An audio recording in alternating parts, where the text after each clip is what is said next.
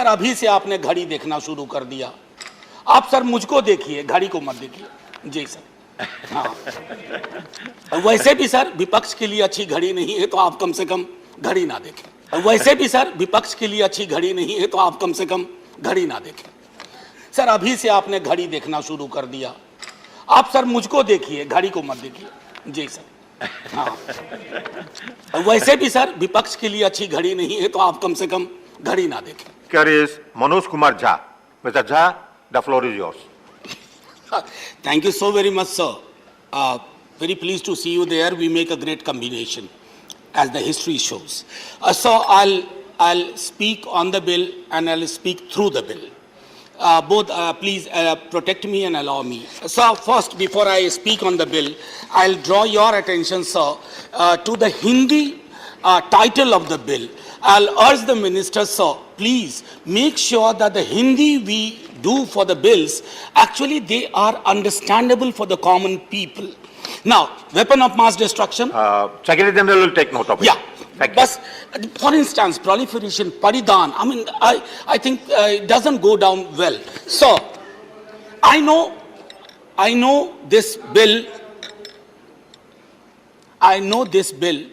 is in accordance to international commitment. Fully agree with that. But important is, sir, we have international commitment in different other areas and realms. Indigenous population, labor, there we remain silent. I have no qualms, no disagreement. Please go ahead with this bill. But please also look at the commitments we have pending. Hindi में भी आता हूं अभी। Sir south के लोगों का बड़ा demand रहता है तो मैं बैलेंस कर रहा हूं। तो सर इसको कहते हैं weapon of distraction. Please carry on. Please carry on. So anyway, so identification of proliferation activities. I think this is one area where the bill is quite positive. Comprehensive legal measures have been envisaged. That's understandable. So we still remember when we talk about this bill, anthrax वाला पूरा जो मामला US का था और इस तरह की पूरी संभावनाएं हैं जहां पोस्टल डिपार्टमेंट को लिफाफे में इस तरह की चीजें पहुंचाई जा रही थी, जिससे मेरी चिंता माननीय मंत्री महोदय एक विषय पे खास तौर पे है, क्रिप्टो करेंसी को लेकर के जो हमारी ढुलमुल नीति है।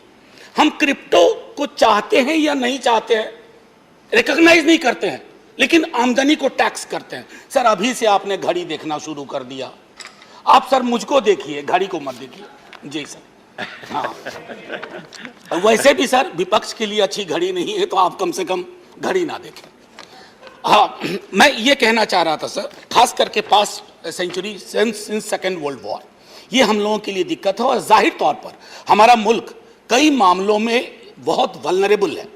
तो हम एक काम, खास करके मैंने क्रिप्टो वाली जो बात कही थी उसके पीछे वजह ये थी सर कि एनोनिमस ट्रांजैक्शन है सर, कहीं इसका इस्तेमाल फाइनेंसिंग में तो नहीं होता, उसको फनल करने के लिए, चैनल करने के लिए, चोक करने के लिए मैं नहीं समझ पा रहा हूं कि इसमें कोई पुख्ता व्यवस्था है।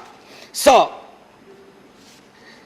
मेरा मानना है कि वेपन ऑफ मास डिस्ट्रक्शन पर बात करें, वेपन ऑफ मास डिसरप्शन पर भी बात।